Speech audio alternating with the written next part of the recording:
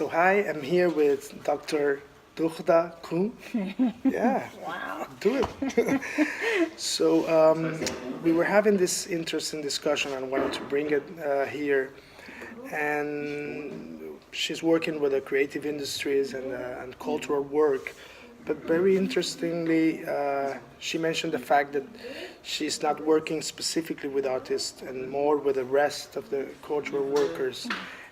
Can you mention a little bit of what's the reason behind that approach to that, and what specific workers and professions you're working with? Well, actually, our working field with cultural workers is very broad. Our main target groups, as we may call it, are people educated in the humanities. Humanities, in this case, art historians, people studying language, historians. So this is the traditional field other than the technology field. And we think that those people have special abilities and special knowledge which can be transferred in a way which supports cultural management, but which also supports topics like regional development, urban development, even fields like energy efficiency, all topics which are linked somehow to culture, but which are not culture in themselves.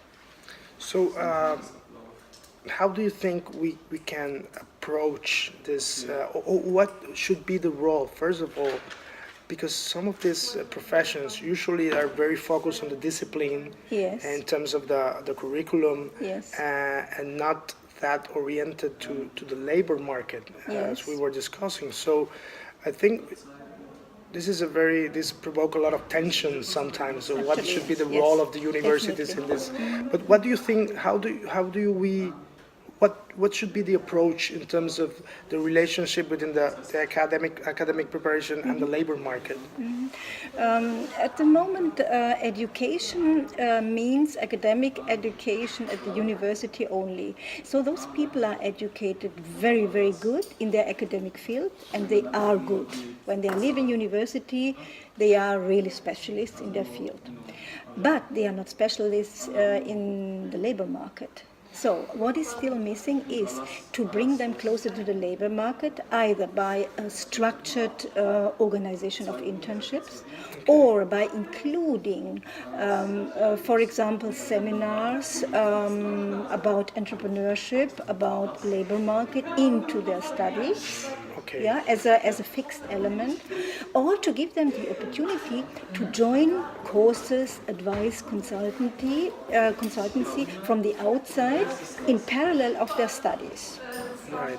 And you mentioned this very particular thing about these professions, which has to do with their methodology preparation. Yes, yes. In contrast to artists, which is more Yes. of a technical thing, can you yeah. mention that and the benefits of that for Yeah. this new focus and approach? Yeah, I think what the university has brought forward is that those people from the humanities, they offer, in their education, they are offered a very good approach to methodology. So when they are finished with their university life, they are experts in methodology. This is still a really strong strength from those when they have their degrees.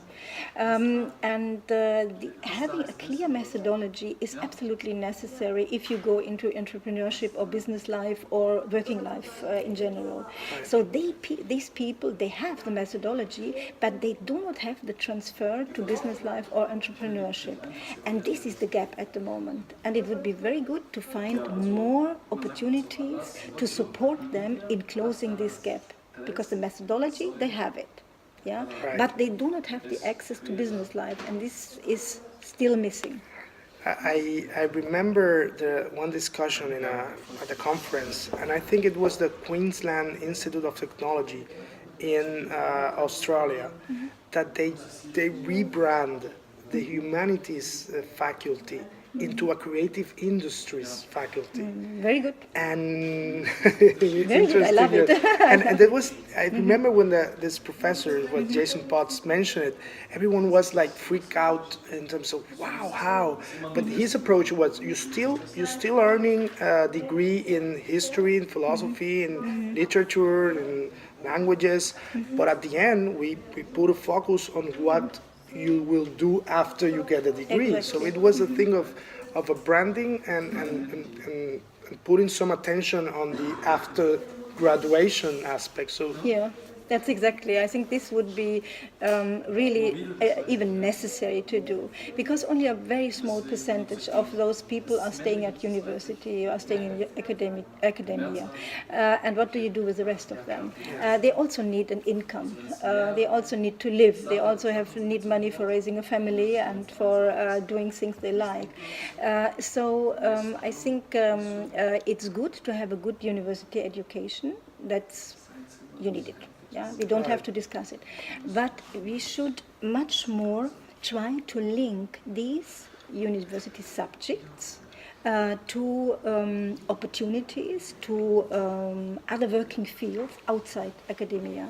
So they should be linked, for example, history with regional development, urban development with, let's say, languages. right. Yeah, you should link history of the arts with energy efficiency, things like that. Yeah, to make the links in order to show them opportunities in terms of business field and working fields. Yeah, and the as you mentioned, the opportunities are out there. And Yeah, we they were are. mentioning the case of Yeah. businesses.